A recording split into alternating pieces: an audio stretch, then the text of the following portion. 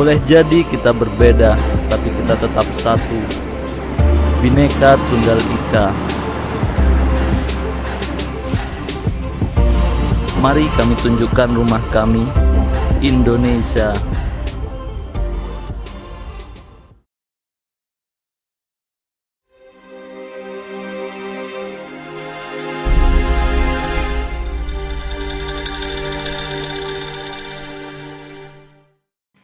Bismillahirrahmanirrahim. Assalamualaikum warahmatullahi wabarakatuh. Halo sahabat sekalian, masih bersama kami di channel Pecinta Sejarah Official. Kali ini kita akan membahas bagaimana masuknya Islam ke Indonesia. Sebagaimana yang kita ketahui, Indonesia merupakan negara kesatuan dengan masyarakat yang mayoritas beragama Islam dan merupakan negara dengan mayoritas terbesar umat Islam di dunia. Berdasarkan data dari sensus penduduk pada tahun 2010 menunjukkan bahwa 87,18% atau 207 juta jiwa dari total 238 juta jiwa penduduk Indonesia beragama Islam. Kemudian yang jadi pertanyaan kita, bagaimana sih Islam bisa masuk ke Indonesia, bahkan tanpa melalui proses peperangan sebelumnya? Para ahli sejarah berbeda pendapat dalam masalah ini. Mereka mengungkapkan ada 3 teori dalam masalah ini, yaitu teori Gujarat, teori Mekah, dan teori Persia. 1. Teori Gujarat. Teori Gujarat mengatakan bahwa proses kedatangan Islam ke Indonesia berasal dari Gujarat pada abad ke-7 Hijriah atau abad ke-13 Masehi. Gujarat ini terletak di India bagian barat, berdekatan dengan Laut Arab.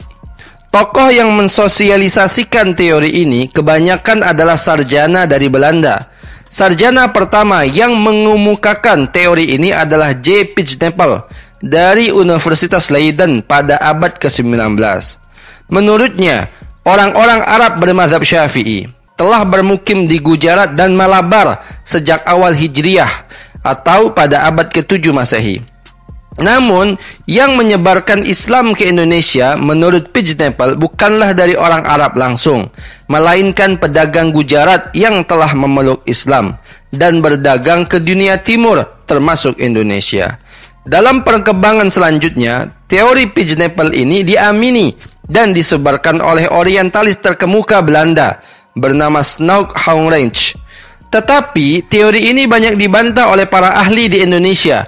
Salah seorang tokoh yang sangat keras dalam membantahnya adalah Buya Hamka. 2. Teori Mekah. Teori Mekah mengatakan bahwa proses masuknya Islam ke Indonesia adalah langsung dari Makkah atau Arab. Proses ini berlangsung pada abad pertama Hijriah atau abad ke-7 Masehi.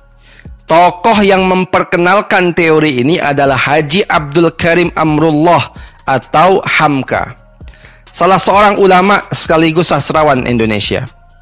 Hamka yang mengumpulkan pendapatnya ini pada tahun 1958 saat orasi yang disampaikan pada Disnatalis, Perguruan Tinggi Islam Negeri PTIN di Yogyakarta.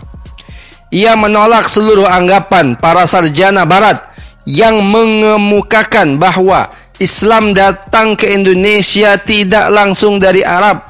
Bahkan Buya Hamka menganggap teori Gujarat hanya dibuat para orientalis untuk menjauhkan Islam dari sumber utama Islam, yaitu Arab.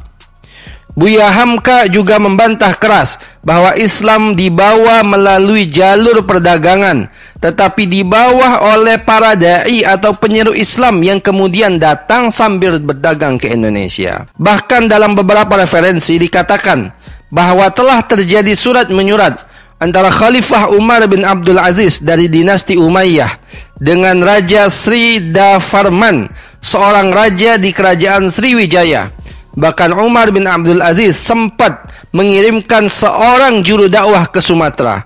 Tetapi sayang usaha itu gagal karena terjadi kudeta terhadap Raja Sridavarman. 3. Teori Persia.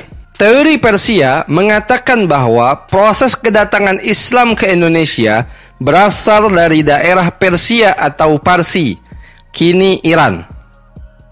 Pencetus dari teori ini adalah Husin Jayaningrat, sejawatan asal Banten.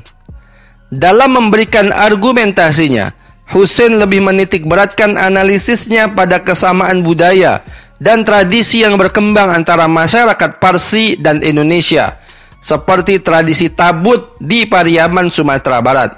Dan juga adanya kesamaan ajaran antara Syekh Siti Jenar dari Jawa dan Al-Hallaj, seorang tokoh sufi dari Persia. Walaupun teori ini sangat jauh dari kebenaran, tapi banyak juga di antara sejarawan yang meyakininya. Dari ketiga teori ini, sesungguhnya teori Mekah yang lebih dekat kepada kebenaran, yang artinya Islam masuk ke Indonesia melalui Arab, sedangkan Gujarat hanya persinggahan mereka sementara sebelum sampai ke Nusantara. Terus dukung channel kami dengan cara like, share, and subscribe. Assalamualaikum warahmatullahi wabarakatuh.